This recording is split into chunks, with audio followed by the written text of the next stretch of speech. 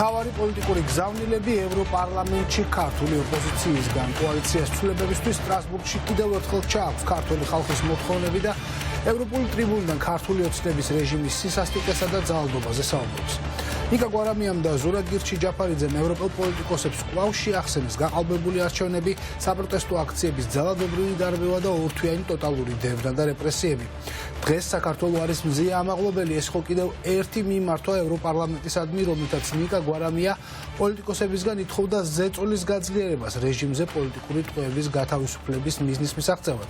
სტრასბურგში დეპუტატებთან პირისპირ გამართული შეხვედრების შემდეგ ქართველმა და ევროპელმა პოლიტიკოსებმა ქართული მედიისთვის ბრიფინგი გამართეს. ჩვენი ჟურნალისტი ნინო სამყურაშვილი იმყოფება სტრასბურგში და უფრო დეტალურად ისაუბრებს იქ გამართული შეხვედრებისა და განცხადებების შესახებ. დიახ, დღეს საქართველოს არის მზია ამაღლობელი და არა ის ადამიანები, ვინც ოლიგარქიულ რეჟიმს ემსახურებიან. ეს იყო ის მთავარი განაცხადი, რომელიც დღეს ჰქონდათ ქართველ ოპოზიციონერ ლიდერებს ერთობლივ პრესკონფერენციაზე, რომელიც გაიმართა ევროპარლამენტარებთან ერთად. დღეს ნიკა გვარამიამ საგანგებოდ სწორედ ევროპარლამენტიდან სტრასბურგიდან მიმართა უნგრეთისა და სლოვაკეთის პრემიერ-მინისტრებს და უთხრა მათ, რომ ისინი როდესაც ხელს უშლიან სანქციების დაწესებას, ეს ყველაფერი ქართულ ხალხზე ძალიან მძიმე დაისახება, რადგანაც ისინი არ დგანან ქართული ხალხის გვერდით, არამედ დგანან ოლიგარქიული რეჟიმის გვერდით. დღეს ნიკა გვარამიამ მოსამართლეები, პროკურორები, პოლიციელები, ის ადამიანები, ვინც ასრულებენ ბიძინა ივანიშვილის უშუალო დავალებებს და აძლიერებენ მას, სწორედ მათი ფოტოები წარადგინა დღეს პრესკონფერენციაზე და პირდაპირ თქვა ის, რომ ეს ადამიანები სერიოზულად ხელს უშლიან იმას, რომ საქართველოს წინ წავიდეს, ქვეყანა განვითარდეს და ქართული ხალხის ნება აღსრულდეს საიმისოდ, რომ საქართველოს გახდეს ევროკავშირის წევრი ქვეყანა. დღეს ოპოზიციონერი ლიდერები კოალიციას ცვლილებებისთვის ლიდერები საუბრობდნენ იმაზე, თუ რა ხდება საქართველოში ბოლო თვეების განმავლობაში, როგორ ყავთ საპატიმროებში გამოკეტილები აქტივისტები, ადამიანები, ახალგაზრდები, რომლებიც მხოლოდ და მხოლოდ ითხოვენ იმას, რომ საქართველოს სურს ევროპული გზა და ბიძინა ივანიშვილი კი ამ გზას ხერგავს და საგანგებო მიმართვა იყო ასევე ევროკავშირის აღმასრულებელი სტრუქტურების მიმართაც. საუბარია ევროკომისიაზე, საუბარი არის ასევე ევროპულ საბჭოზე, რომ სწორედ მათ უნდა გადადგან ნაბიჯები, რადგანაც ევროპარლამენტმა თავისი გადაწყვეტილებები უკვე მიიღო, მათი მხრიდან მოთხოვნილია სანქციები და ახლა მთავარი არის ის, თუ რა გადაწყვეტილებას მიიღებს ევროკომისია და ევროპული საბჭო იმისათვის, რომ ყველა პირი, ვინც საქართველოში დემოკრატიის გაუარესებაზე, დემოკრატიისთვის ძირის გამოთხრაზე, ქვეყნის საგარეო კურსის ცვლილებაზე არის პასუხისმგებელი, მათ პასუხისმგებლობა დაეკისროთ, საუბარია პოლიტიკურ პასუხისმგებლობაზე და ბიძინა ივანიშვილს, მის გარემოსვას, მისი ოჯახის წევრებს დაუწესდეთ სანქციები და ყველა ქონება, რომელიც ბიძინა ივანიშვილს აქვს ევროპაში, უნდა იყოს გაყინული. I want to start with addressing Mr. Orban and Mr. Fico. მინდა დავიწყო იმით, რომ მიუმართო ბატონ ორბანსა და ბატონ ფიცოს. მინდა უთხრა მათ, ვინ არიან ქართველები, ვინ წარმოადგენს მათ და ვინ არა. ერთადერთი ლეგიტიმური წარმომადგენელი ქართული ხალხისა არის პრეზიდენტი სალომე ზურაბიშვილი. წერტილი. ეს არის საქართველოში ფართოდ აღიარებული სიმართლე. ვინ არიან ქართველები? Georgian is მზია ამაღლობელი. ქართველი არის მზია ამაღლობელი, რომელიც არის დაპატიმრებული და მე ვიტყოდი, არის რეჟიმის მძევალი. მან გამოიარა წამება და 32 დღეა რაც შიმშილობს. ის იბრძვის არა საკუთარი, არამედ საქართველოს თავისუფლებისთვის. არანაირი სხვა ინსტრუმენტი არ აქვს ამის გასაკეთებლად გარდა შიმშილობისა. ის არის საქართველო ბატონო ფიცო, ბატონო ორბან. She is Georgia, Mr. Orban, who is not. ვინ არ არის საქართველო? მისი მწამებელი ბატონი დგებუაძე, 33 წლის მამაკაცი, რომელიც ბათუმის პოლიციის უფროსია. ის არის ამ საშინელების ავტორი. ის არის მისი უფროსი, აჭარის პოლიციის უფროსი გრიგოლ ბესელია.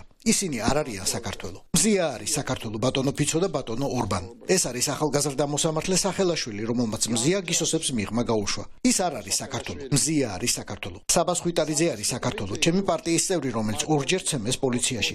არ მისცეს ტუალეტით ან აბაზანით სარგებლობის საშუალება და სამედიცინო დახმარების გაწევის საშუალება. გიორგი ხამხაძე, რომელმაც ის აწამა, არ არის საქართველო. იქ სხვა ნიღბიანებიც იყვნენ, მაგრამ მათ შორის მხოლოდ ეს არის ამოცნობილი. მოსამართლე ხუჯაძე, რომელმაც საბა გაუშვა პატიმრობაში და არა მისი მწამებელი. მეორე მოსამართლე, რომელმაც საბა ციხეში გაუშვა, არის მარიდაშვილი. ესენი არ არიან საქართველო, მაგრამ თქვენ სწორედ მათ უჭერთ მხარს. დარწმუნებულია, რომ არც უნგრელი და არც სლოვაკი ხალხი ამ კანიბალებს არ ემხრობა, მაგრამ თქვენ ემხრობით რაღაც მიზეზების გამო. თქვენ მხარს უჭერთ მწამებლებს, უზურპატორებსა და იმ ხალხს, ვინც საქართველოში კონსტიტუციური წესრიგი დაარღვია.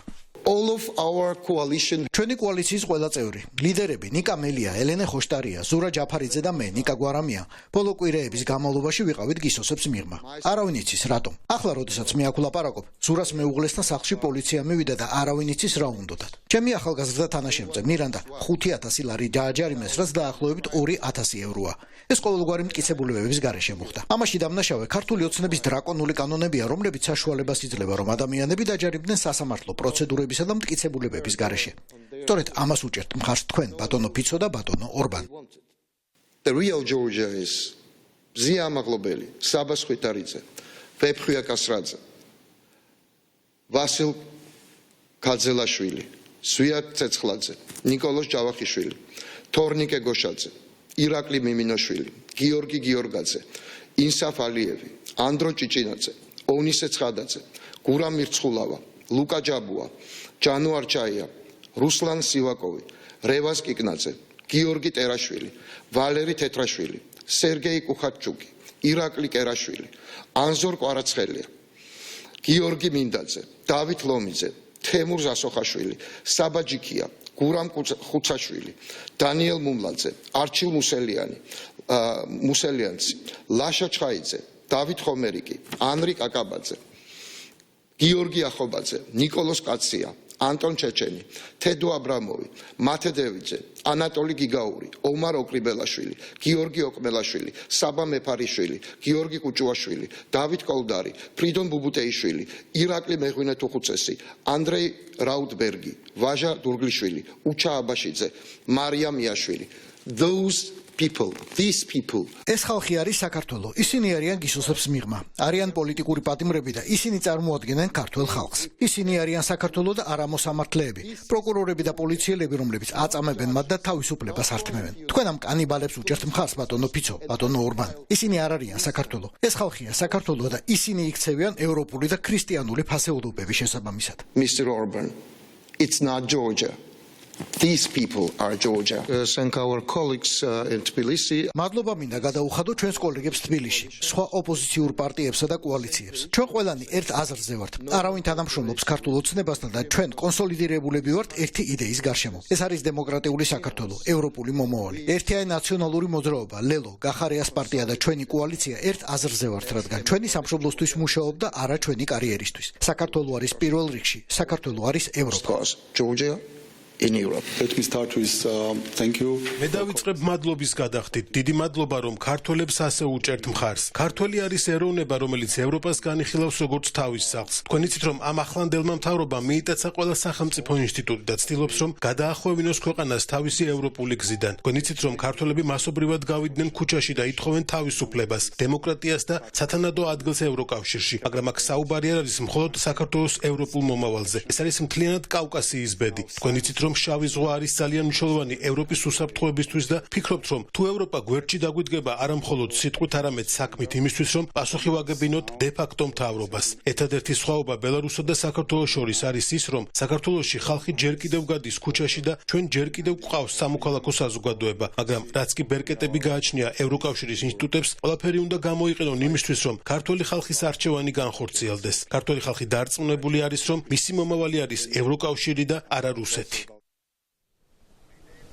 დიახ, საქართველო არის ევროკავშირი, ეს იყო ის მთავარი გზავნილი, რომელიც ჰქონდათ დღეს ევროპარლამენტარებს კოალიცია ცვლილებებისთვის ლიდერებთან ერთად გამართულ პრესკონფერენციაზე, მაგრამ მათი მხრიდან იყო ძალიან მნიშვნელოვანი გზავნილები. საიმისოდ, რომ საქართველო არის მიტაცებული სახელმწიფო, მიტაცებული ივანიშვილის რეჟიმის მხრიდან. ამიტომ ახლა გამოსავალი იმისათვის, რომ ეს პოლიტიკური კრიზისი იყოს გადაჭრილი, არის მხოლოდ ერთადერთი, ეს არის საქართველოში ახალი არჩევნების ჩატარება, თუმცა ეს არჩევნებიც უნდა იყოს გამჭვირვალე გარემოში იმისათვის, რომ ქართულ ხალხს ჰქონდეს შესაძლებლობა თავიანთი პოზიცია გამოხატონ ღიად და დაუფარავად და აღარ ჰქონდეს შესაძლებლობა ოლიგარქიულ რეჟიმს რომ მიიტაცოს ძალაუფლება. ამასთან ერთად არალეგიტიმური არის ოცნების ხელისუფლება, არალეგიტიმური არის ის პრეზიდენტი, რომელიც ახლა დანიშნეს და ერთადერთი ლეგიტიმური პირი, რომელიც დღეს საქართველოს ყავს, ეს არის სალომე ზურაბიშვილი. ამას იმეორებდნენ დღეს ევროპარლამენტარები, მათი მთავარი მოწოდება, როგორც გითხარით, იყო ახალი არჩევნები, ამასთან ერთად სანქციები და ისინი ძალიან პირდაპირ საუბრობდნენ დღეს ბრიუსელზე. აღმასრულებელ სტრუქტურებზე, რომ მათ უნდა გადადგან უკვე კონკრეტული ნაბიჯები, რადგანაც არ არის ნამდვილად საკმარისი ის, რომ მაგალითად სავიზო რეჟიმის იყოს შემოღებული იმ პირებისთვის, ვისაც აქვს დიპლომატიური და სამსახურეობრივი პასპორტი. უფრო უნდა მეტი გაკეთდეს ოპოზიციის დასახმარებლად, ქართველი ხალხის დასახმარებლად, საიმისოდ, რომ ოლიგარქიული რეჟიმი იყოს დამარცხებული. We can't calmly. არ უნდა კონდეს ილუზია, რომ მოცნება თვითონ მოაგვარებს ამ პრობლემას და ამიტომ გჭირდება ქმედება. ფიქრობ, რომ ბატონი ერჩინსკი უფრო აქტიურად დაუჭერს მხარს საქართველოს სამოქალაქო საზოგადოებას. ჩვენ არ გვაქვს დრო. ჩვენ უნდა ვიჩქაროთ, იმიტომ რომ ქართული ოცნება პოლიციური რეჟიმი ახდენს თავისი ძალაუფლების კონსოლიდაციას და ამას იყენებს საკუთარი ხალხის წინააღმდეგ. ამიტომ ჩვენ არა მხოლოდ საქართველოს დავკარგავთ, არამედ ჩვენს პრინციპებსაც ვუღალატებთ. ფიქრობთ, რომ კომისიის 2025 წლის პროგრამა იქნება. დაიწყეთ საქართველოსთან და დაუჭირეთ მხარი იქ დემოკრატიულ პარტიებს. From naming things in their true names and ნამდვილად უნდა დავარქვათ ყველაფერს თავისი სახელი. სახელმწიფო, რომელიც დაფუძნებულია დემოკრატიული პრინციპების დარღვევით, ამის მაგალითია ჩატარებული საპარლამენტო არჩევნები და ჩვენ ვთავაზობ, ამ რეზოლუციაში გვაქვს ასეთი წინადადება, რომ აწი საქართველოს განვიხილოთ სახელმწიფოდ, რომელიც მიტაცებულია ივანიშვილის რეჟიმის მიერ. ეს არის ერთპარტიული პარლამენტი. ეს არც ერთი პლურალისტული დემოკრატიის ცნებას არ უკავშირდება. პარლამენტი უნდა წარმოადგენდეს ქართველი ხალხის არჩევანს და ამიტომ ეს პარლამენტი არ არის ლეგიტიმური და ერთადერთი ლეგიტიმური ფიგურა საქართველოს მმართველობაში არის პრეზიდენტი ზურაბიშვილი. ასევე ძალიან მნიშვნელოვანია, რომ როცა მივიღებთ გადაწყვეტილებას სანქციების შესახებ, უნდა ვიცოდეთ, რომ ეს დაკავება დაჭერები ვერ განხორციელდება სამართალდამცავი ორგანოების და სასამართლოს გარეშე და ამიტომ ყველა პროკურორი და მოსამართლე ასევე უნდა გახდეს ამ სანქციების საგანი. მეორედ ძალიან მნიშვნელოვანია, კომისიამ უნდა იმოქმედოს ახლავე დაუყოვნებლივ და ის თანხები, რომელიც იყო განკუთვნილი საქართველოს მთავრობისთვის, გაანაწილოს დამოუკიდებელ მედიაზე და სამოქალაქო სექტორზე და ეს დაუყოვნებლივ უნდა გაკეთდეს. This kind of resolution. ასეთი რეზოლუცია უკვე მესამეა გასულ რამდენიმე თვეში და ეს უკავშირდება იმას, რაც ხდება საქართველოში. ერთადერთი გამოსავალი ამ სიტუაციიდან არის თავისუფალი და სამართლიანი არჩევნები და ამას მოუწოდებთ ამ რეზოლუციით ჩვენ. პოლიტიკური პარტიები, რომლებიც მუშაობენ ამ რეზოლუციაზე, სხვა გამოსავალს ვერ ვხედავთ. და რეზოლუცია კი, რომელიც უნდა მიიღოს ხვალ უკვე ევროპარლამენტმა, არის ალბათ ყველაზე მკაცრი რეზოლუცია, რომელიც კი აქამდე ევროპარლამენტს საქართველოსთან დაკავშირებით მიუღია და დღეს ოპოზიციის ლიდერები, კოალიცია ცვლილებისთვის ლიდერები საუბრობდნენ იმაზე, რომ ძალიან მნიშვნელოვანი იყო მათი მხრიდან, რომ დეტალური ინფორმაცია მიეწოდებინათ ქვეყანაში შექმნილ ვითარებასთან დაკავშირებით და ის, რომ მაგალითად ამ რეზოლუციის პროექტში არსად მოხსენიებული არ არის ქართული ოცნება, როგორც საქართველოს ხელისუფლება, ყველგან მოხსენიებული როგორც ეგრეთ წოდებული ხელისუფლება, ოლიგარქის მაღალი თანამდებობის პირებს საერთოდ რეგალია არ აქვს და არ არიან მოხსენიებული, მაგალითად ირაკლი ყობახიძე როგორც პრემიერ-მინისტრი.